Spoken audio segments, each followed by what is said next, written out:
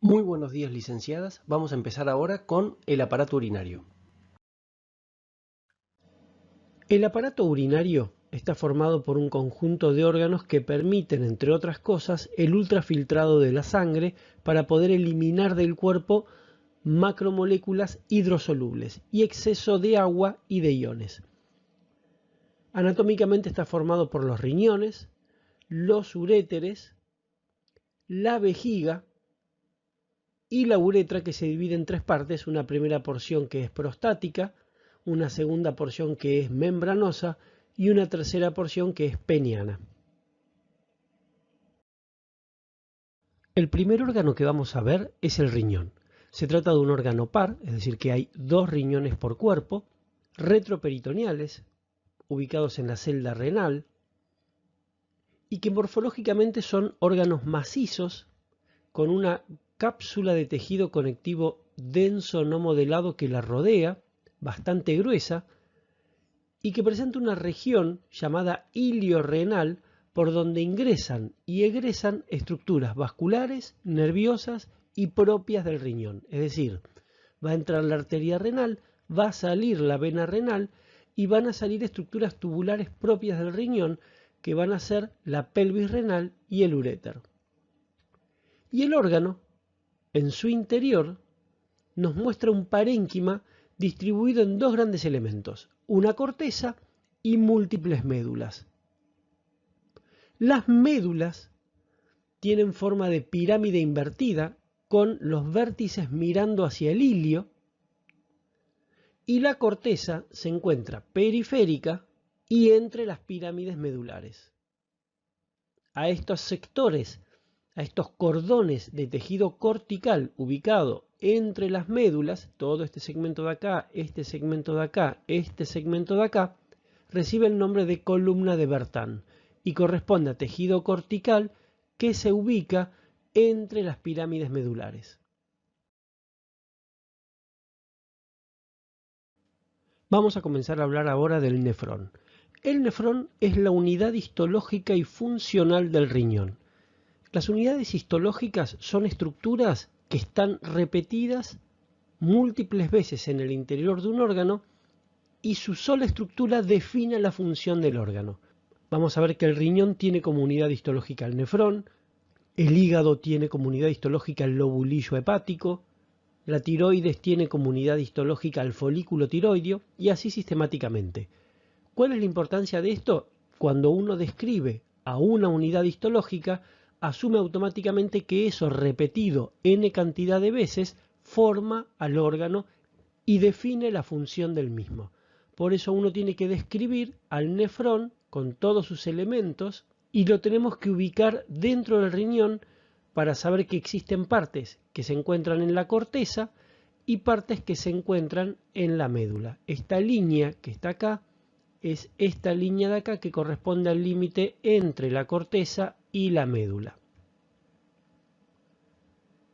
Por lo pronto, existen alrededor de 800.000 a 1.000.000 de nefrones por riñón. Fíjense la cantidad importante que hay en cada uno, lo que significa que tenemos en total entre 1.600.000 y 2 millones de nefrones en el cuerpo humano. Es una estructura tubular el nefrón, formado únicamente por epitelio simple. Y las partes del nefrón están dadas por la cápsula de Bowman, que vamos a ver que es este sector de acá, esta dilatación del nefrón que toma contacto con el glomérulo renal.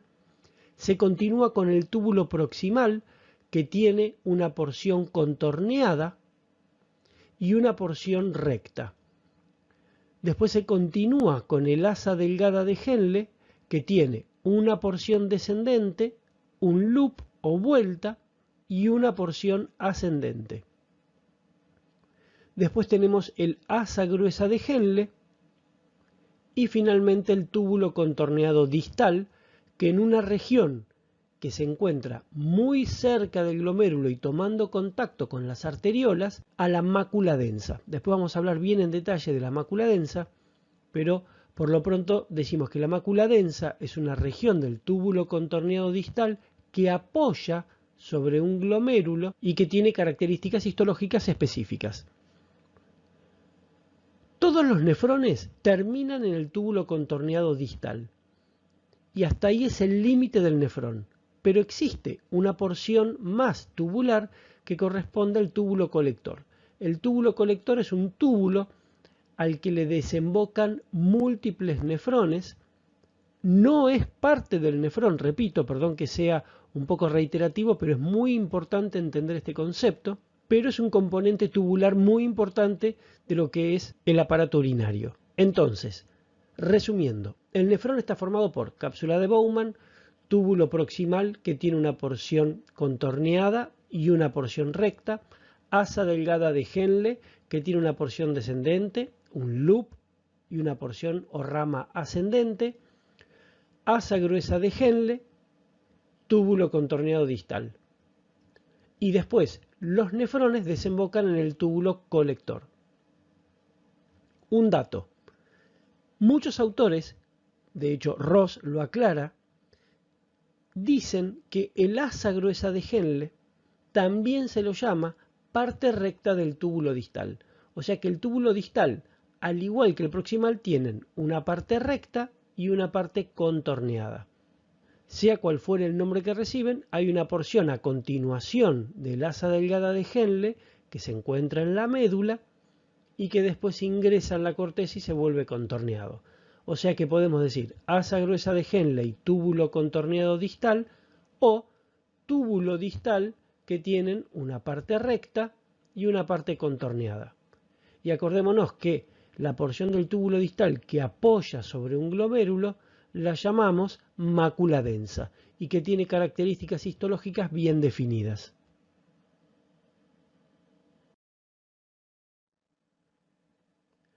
Entonces, repasando nuevamente, cuando uno habla del nefrón y lo define como unidad histológica y funcional, decimos que está formado por la cápsula de Bowman, el túbulo contorneado proximal, parte recta del túbulo contorneado proximal, asa delgada de Henle descendente, loop, asa delgada de Henle ascendente, asa gruesa de Henle o, acuérdense, parte recta del túbulo distal y parte contorneada del túbulo distal o túbulo contorneado distal. Hasta ahí llega el nefrón y después continuamos con el túbulo colector.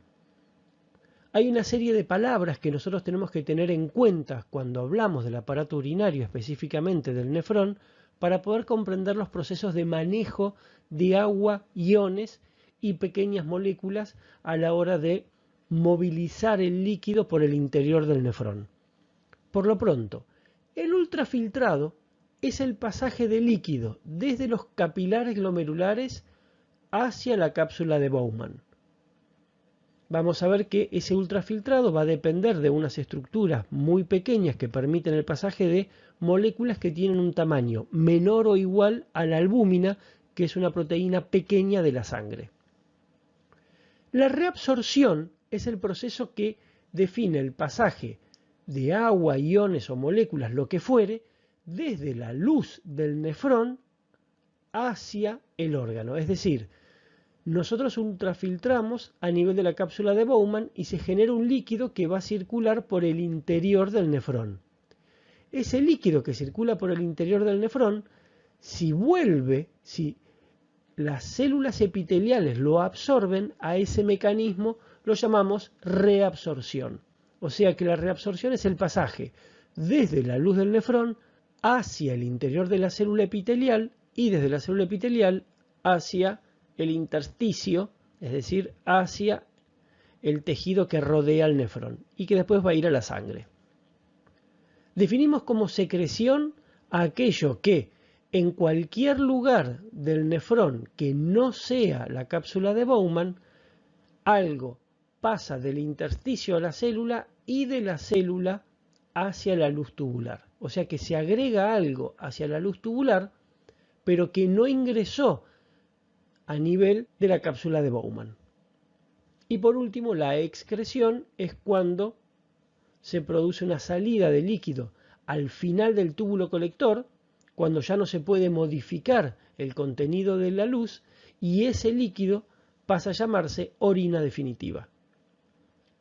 Resumiendo, ultrafiltrado es cuando se produce el pasaje de líquido desde los capilares hacia la cápsula de Bowman y por ende hacia el interior del nefrón.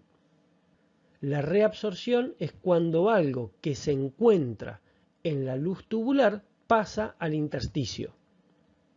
La secreción es cuando algo que se encuentra en el intersticio atraviesa la pared tubular desde el túbulo proximal hasta el túbulo distal e ingresa en la luz tubular.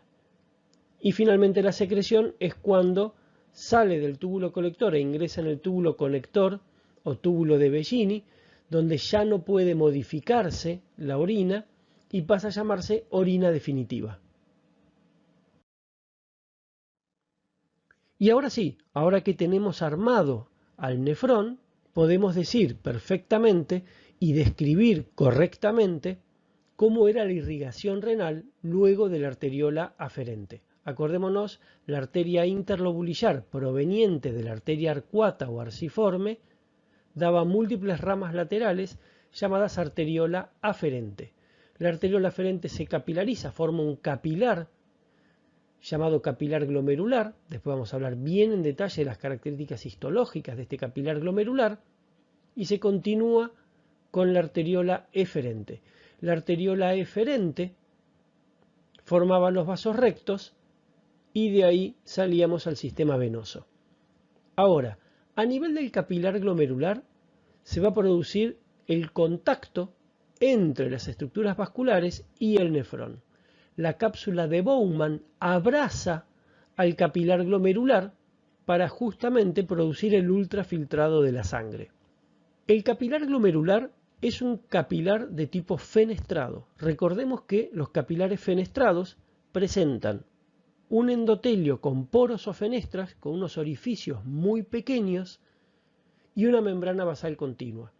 Y esos orificios pequeños permiten el pasaje de todo aquello que tiene un peso molecular menor o igual a la albúmina. Se llama capilar glomerular porque hace un ovillo capilar o glomérulo capilar que va a ser perfectamente rodeado por la cápsula de Bowman. Ahora, cuando hablemos de cada una de las partes del nefrón, vamos a ver que la cápsula de Bowman se divide en dos hojas que permiten generar una cavidad entre ambas hojas y la hoja más interna que toma contacto con el capilar glomerular lo abraza por completo. Pero me estoy adelantando un poco porque para poder describir a esa parte tenemos que ver imágenes con mejor resolución.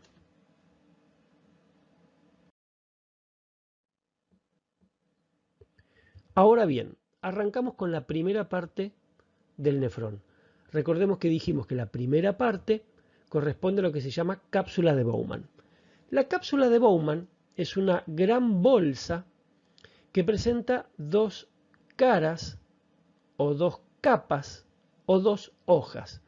Una hoja más externa, llamada hoja parietal de la cápsula de Bowman, formada por epitelio plano simple. Acá en la imagen vemos a la cápsula de Bowman con epitelio plano simple, que rodea por completo a los capilares glomerulares que están haciendo lo que se llama ovillo capilar o glomérulo capilar. Fíjense que acá tengo la arteriola aferente que ingresa, se glomeruliza, se enrolla y sale la arteriola eferente. La hoja parietal de la cápsula de Bowman se dobla y comienza a rodear y a tomar contacto completo con los capilares glomerulares, formando la hoja visceral de la cápsula de Bowman. Y entre ambas hojas, entre la hoja parietal y la hoja visceral, queda un espacio llamado espacio urinario o espacio de Bowman, que es por donde va a pasar la sangre ultrafiltrada. Entonces, la hoja parietal de la cápsula de Bowman rodea por completo y por fuera al capilar glomerular. Esta hoja parietal se va a reflejar, se va a doblar y va a unirse al capilar glomerular formando la hoja visceral de la cápsula de Bowman. Y esa hoja visceral forma un espacio junto a la hoja parietal llamado espacio urinario o espacio de Bowman. Después la cápsula de Bowman se va a continuar con el túbulo contorneado proximal. Un dato a tener en cuenta es que la unión de la cápsula de Bowman con el capilar glomerular forma una estructura histológica muy característica llamada corpúsculo de Malpighi.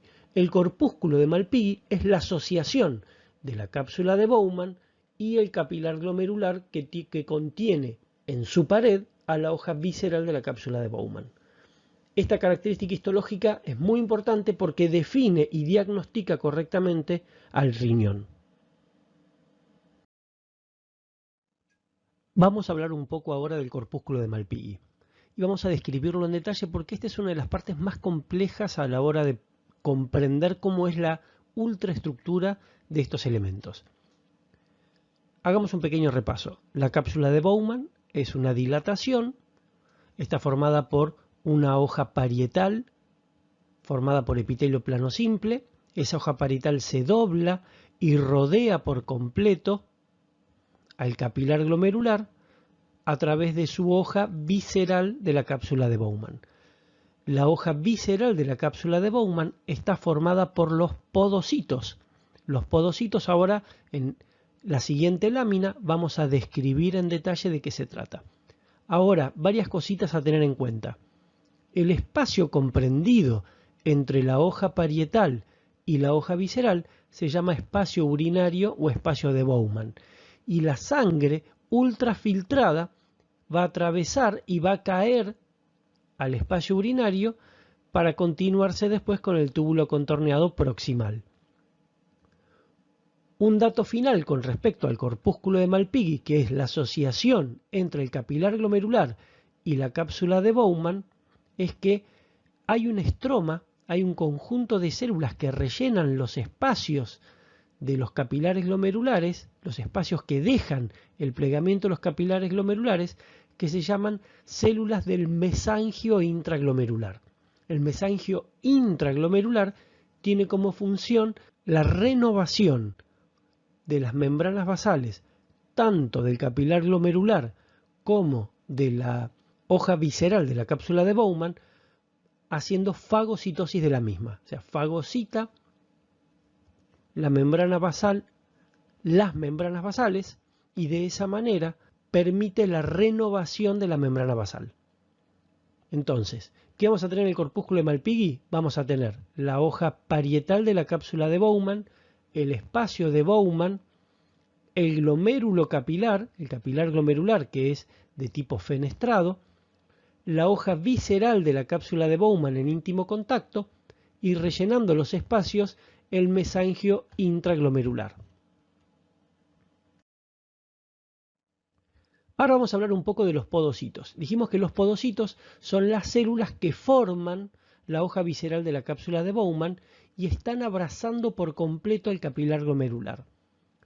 Fíjense que es una célula aplanada con múltiples prolongaciones citoplasmáticas ramificadas, es decir, del cuerpo del podocito salen prolongaciones citoplasmáticas llamadas procesos primarios.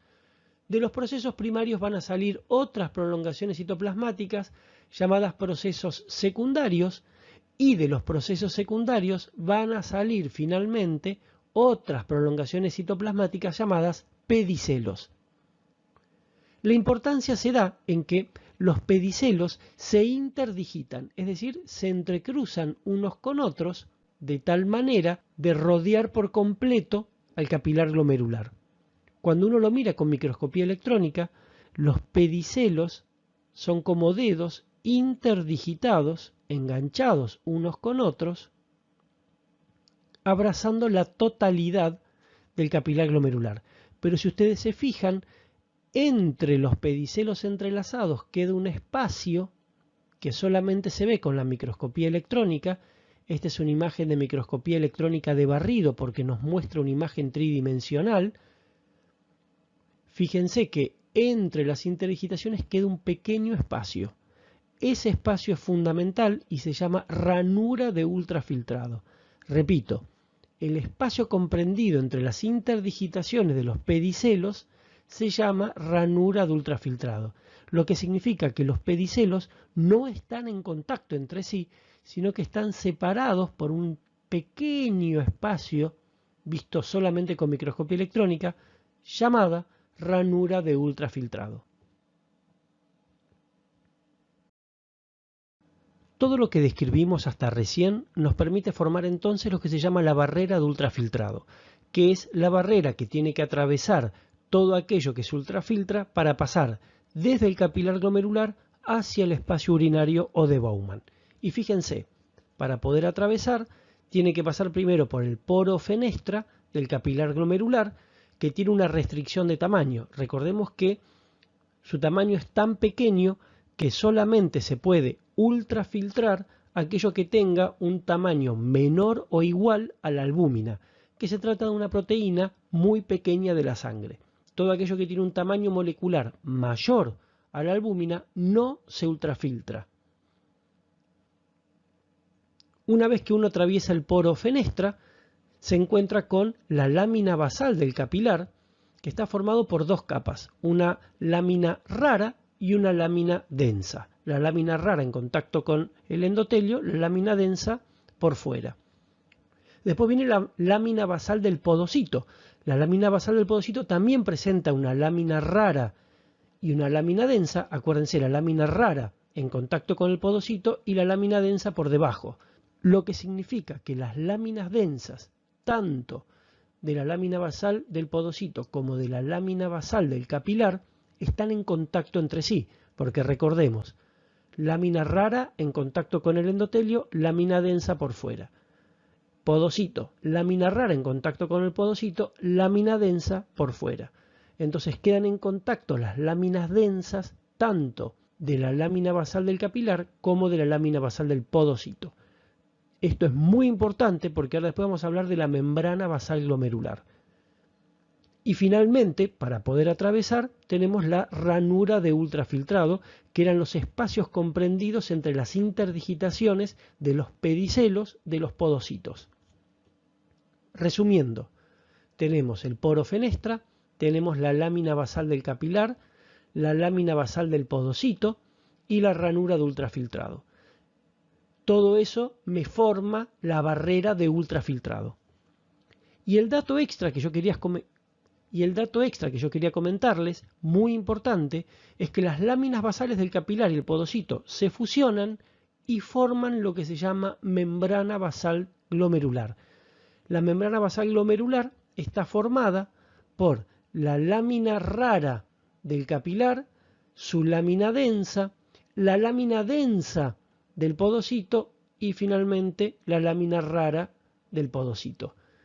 Todo esto forma una lámina trilaminar porque las láminas densas se fusionan y dan lugar entonces a una lámina rara externa que corresponde a la lámina rara del capilar, lámina densa que corresponde a la fusión de las dos láminas densas, es decir, la que corresponde a la lámina basal del capilar era de la lámina basal del podocito, y finalmente la lámina rara interna que corresponde a la lámina rara de la lámina basal del podocito.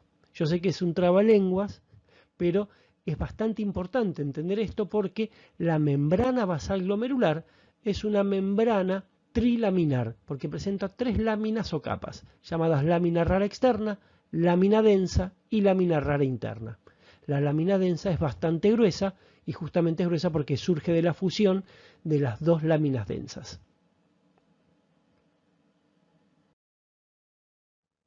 La cápsula de Bowman se continúa con el túbulo proximal.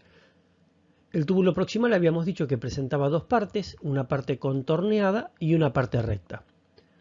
Tanto la parte contorneada como la recta presentan la misma histología. Tienen un epitelio que es de tipo piramidal. Piramidal significa que es o cilíndrico bajo o cúbico alto, pero presentan siempre un núcleo redondo y central de cromatina laxa con nucleolo evidente. Fíjense que acá se ve perfecto el nucleolo evidente y un citoplasma fuertemente acidófilo. La luz del túbulo proximal Se le llama luz sucia o luz ocupada porque presenta un ribete en cepillo a nivel de la superficie apical. El ribete en cepillo, recordemos de biología celular, se trata de microvellosidades. Estas microvellosidades son tan abundantes que reciben un nombre propio llamado ribete en cepillo y que ocupa la luz del túbulo proximal.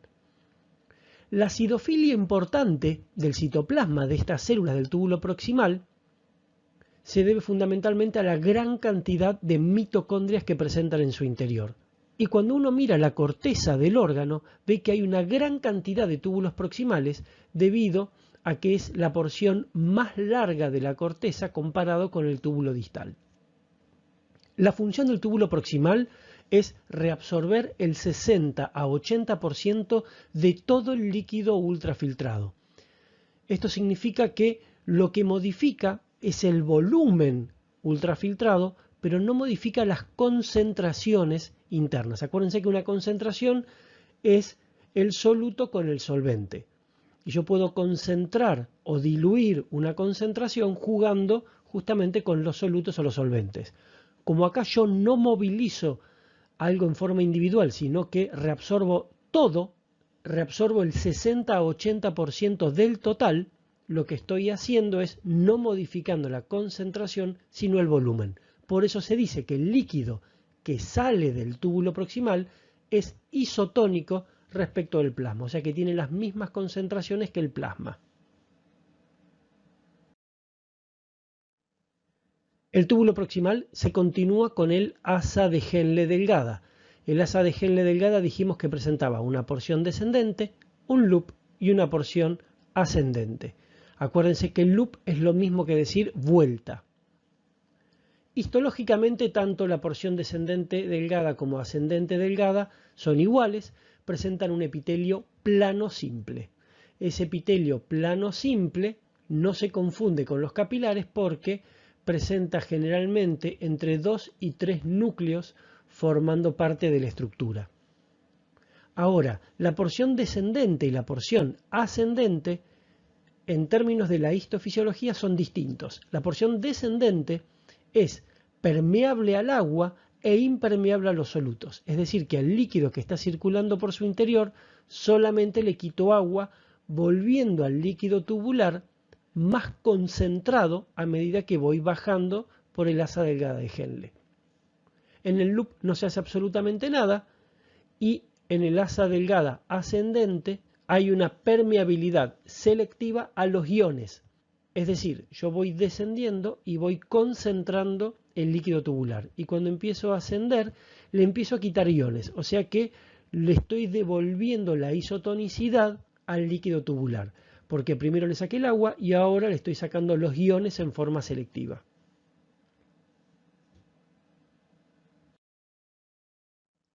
Se sigue con el asa gruesa de Henle, que para algunos autores es la parte recta del túbulo distal, y que presenta histológicamente un epitelio cúbico simple. El epitelio cúbico simple del asa gruesa de Henle es acidófilo porque presenta también gran cantidad de mitocondrias.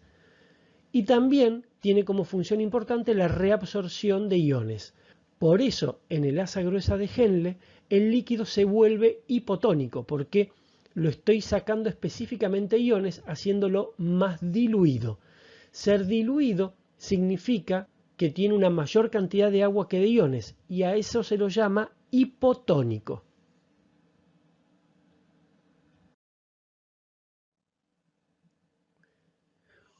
Entramos nuevamente en la corteza y pasamos al túbulo contorneado distal. El túbulo contorneado distal presenta un epitelio cúbico simple y núcleos redondos de cromatina laxa con citoplasma acidófilo.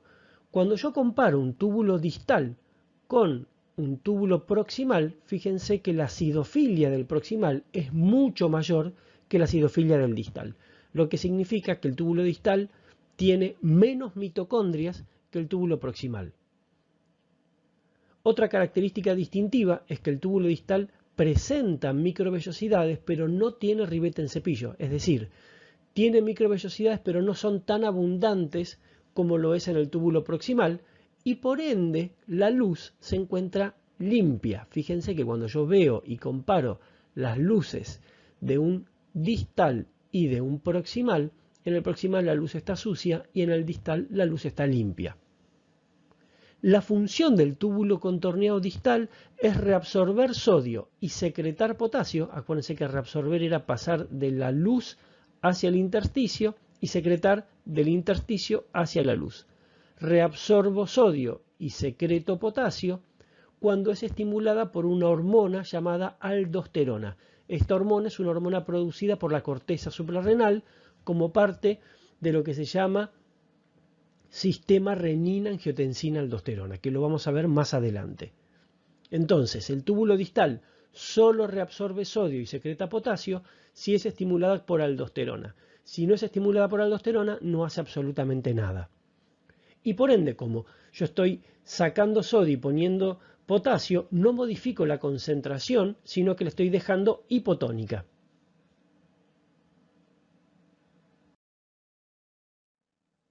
Habíamos comentado previamente que había una porción del túbulo contorneado distal que se apoya contra el glomérulo y forma la mácula densa. Cuando uno lo mira con más detalle, ultraestructuralmente la mácula densa es una región del túbulo contorneado distal que se apoya contra el glomérulo y que histológicamente presenta un epitelio cilíndrico simple en contraposición con el epitelio cúbico simple del resto del túbulo contorneado distal. Este epitelio cilíndrico simple hace que las células sean más altas y más delgadas, lo que significa que los núcleos están más cerca a nivel de la mácula densa comparado con el resto. Este dato es importante porque nos va a permitir después, a la hora de mirar al microscopio, poder identificar correctamente a la mácula densa respecto del resto del túbulo distal.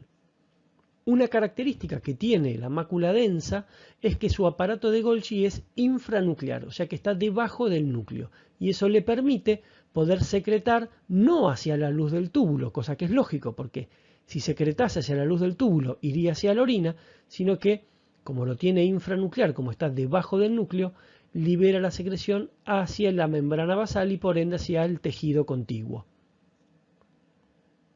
Y la función de la mácula densa es censar la concentración de sodio en el túbulo contorneado distal y frente a una modificación de esa concentración, cuando cae por debajo de los valores normales, le informa a células que se encuentran cerca de este proceso. Es decir, le informa a células que se encuentran formando parte de lo que se llama aparato yuxtaglomerular, que hay una disminución en la concentración de sodio en el túbulo contorneado distal. Como dijimos previamente, el nefrón se prolonga desde la cápsula de Bowman hasta el túbulo distal. Es decir, que el túbulo colector no es parte del nefrón, sin embargo, todos los nefrones desembocan en un túbulo colector cortical que se va a introducir en la médula del órgano y va a formar el túbulo colector medular. Histológicamente ambos túbulos colectores, tanto el cortical como el medular, está formado por un epitelio cilíndrico simple y ese epitelio cilíndrico simple presenta dos tipos celulares, llamadas las células principales o células claras, que son las más abundantes, y las células intercaladas o células oscuras, que son las que están en menor cantidad. Las células principales o células claras son células cilíndricas con un núcleo redondo y basal de cromatina laxa y citoplasma pálido. Esa palidez citoplasmática se debe a que presenta gran cantidad de glucógeno en su interior. Y esta célula, en su superficie basal, presenta abundantes pliegues.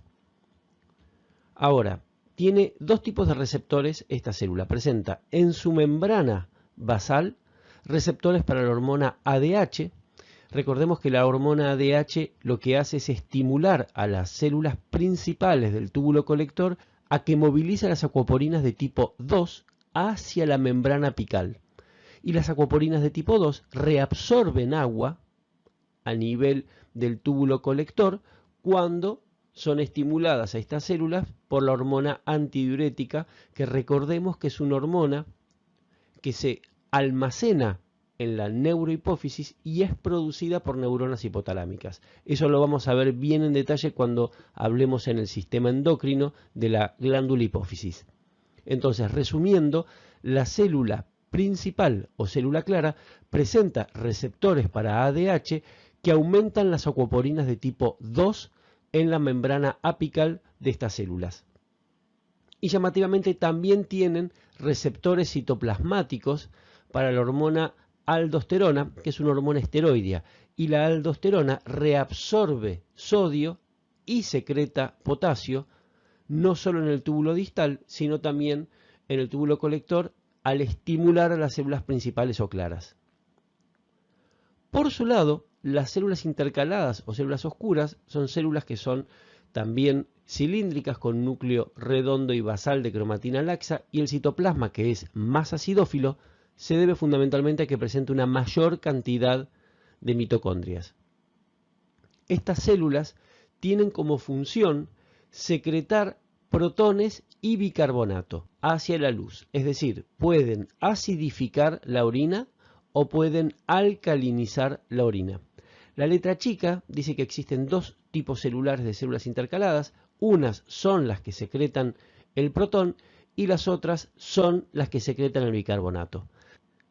Entonces, la función del túbulo colector es reabsorber agua cuando es estimulada por la ADH, reabsorber sodio y secretar potasio si es estimulada por la aldosterona.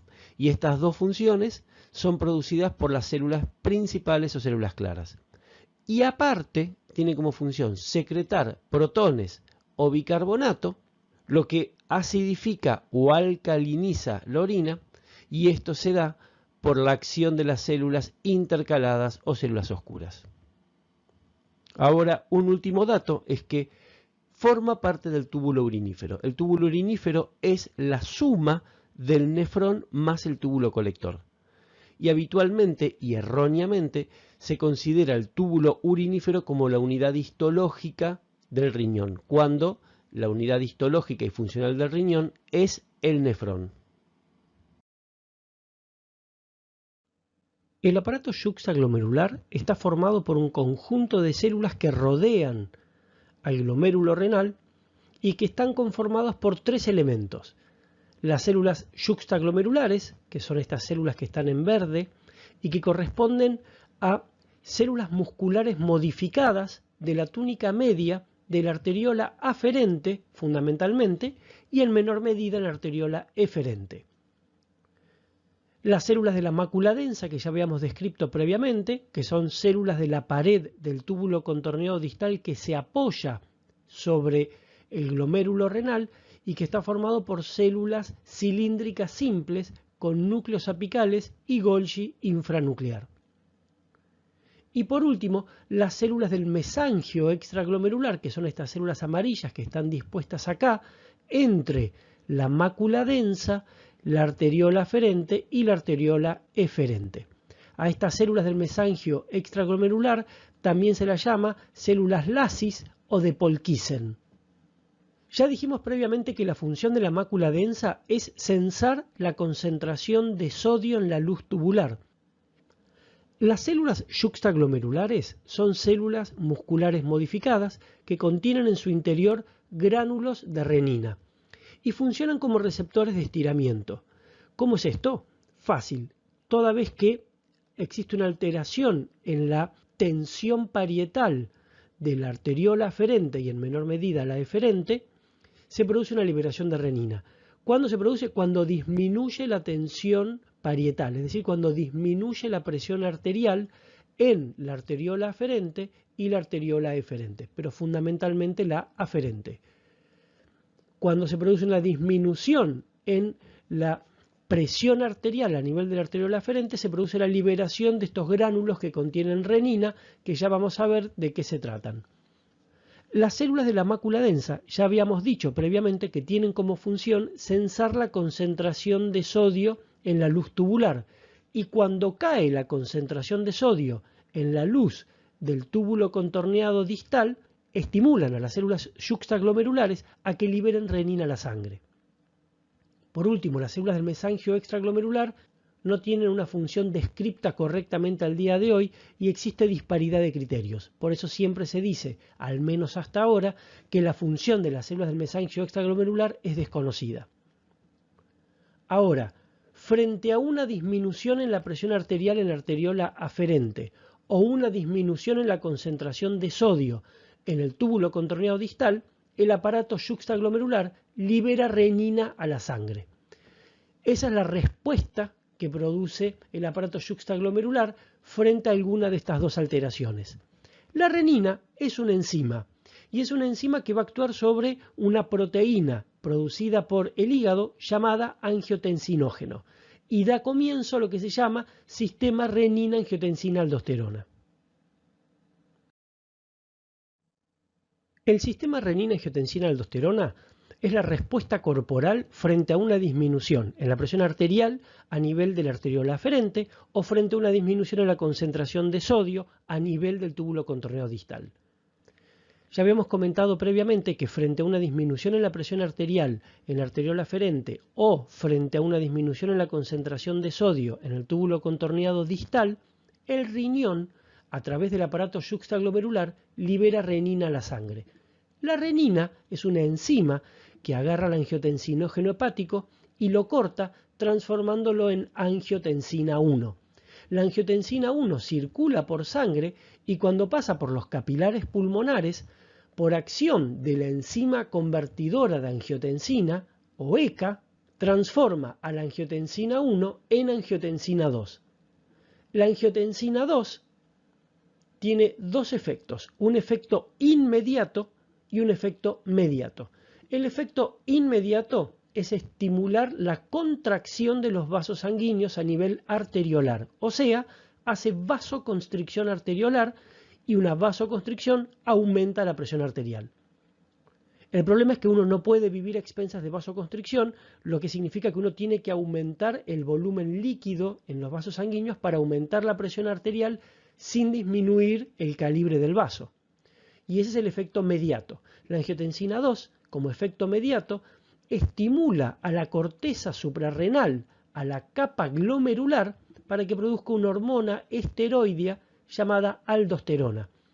La aldosterona va a ir al túbulo contorneado distal en el riñón y va a estimular, como dijimos previamente, la reabsorción de sodio y también habíamos comentado que lo que hace es la secreción de potasio. Pero a mí lo que me interesa es que hay una reabsorción de sodio que arrastra agua y eso me genera un aumento en la presión arterial.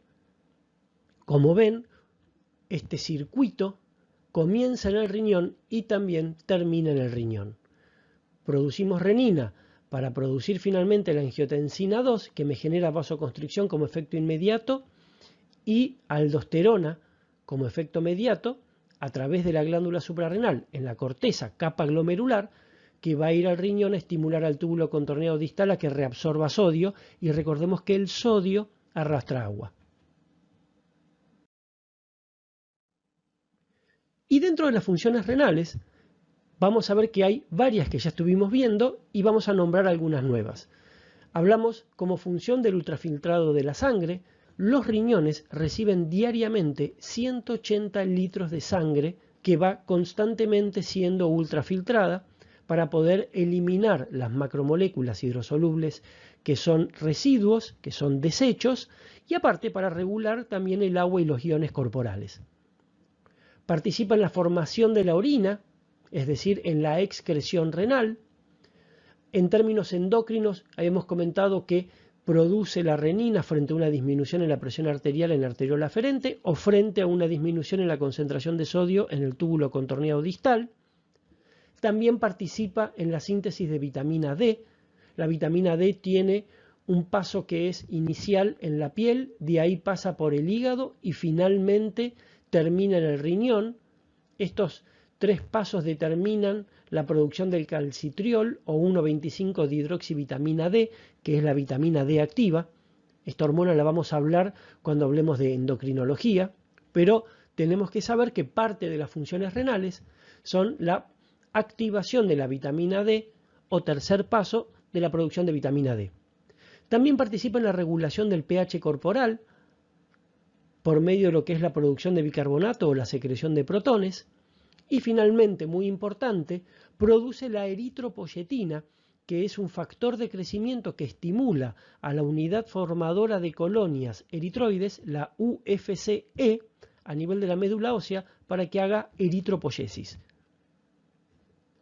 Esta hormona, la eritropoyetina, es producida por los fibroblastos peritubulares corticales, es decir, que es producida por el estroma peritubular a nivel de la corteza renal. Y pasamos al segundo órgano, que es el uréter. El uréter es un órgano tubular muy delgado, formado por 3 capas. Presenta una túnica mucosa, una túnica muscular y una túnica adventicia o serosa, dependiendo de dónde estemos. Fíjense que no tiene túnica submucosa. La túnica mucosa presenta un epitelio polimorfo o urotelio que es característico de la vía urinaria inferior. Separado por una membrana basal encontramos una lámina propia muy rica en tejido conectivo laxo. Después tenemos una capa muscular que presenta músculo liso en 2 capas que son de distribución longitudinal interna y circular externa. Y finalmente puede tener adventicia o serosa dependiendo del lugar en donde estemos. Presenta adventicia en la porción retroperitoneal y luego serosa cuando pasa a nivel peritoneal. Esto está formado por tejido conectivo laxo con tejido adiposo, vasos y nervios, y se le agrega el mesotelio cuando estamos parados en la serosa. Hay una característica histológica del uréter, que es que el uréter a nivel del tercio de desembocadura en la vejiga o tercio distal, se le agrega una tercera capa que es longitudinal externa, formando entonces 3 capas, longitudinal interna, circular media y longitudinal externa. La función de los uréteres es simple transporte de la orina desde la pelvis renal hacia la vejiga urinaria.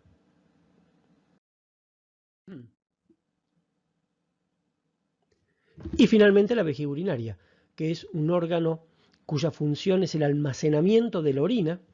Está formado también por 3 capas, túnica mucosa, muscular y adventicia o serosa. Fíjense que presenta las mismas características que el tercio inferior o tercio distal del uréter, es decir, una mucosa con epitelio polimorfo o urotelio, una lámina propia con tejido conectivo laxo, separando ambas una membrana basal. La túnica muscular presenta músculo liso en 3 capas, longitudinal interna, circular media y longitudinal externa. Y finalmente presenta adventicia según Brusco. Y esta adventicia presenta tejido conectivo laxo con tejido adiposo, vasos y nervios. Como dato final, el trígono vesical, que es una región de la vejiga, está formado por la desembocadura de los uréteres y de la uretra, y tiene esa forma triangular.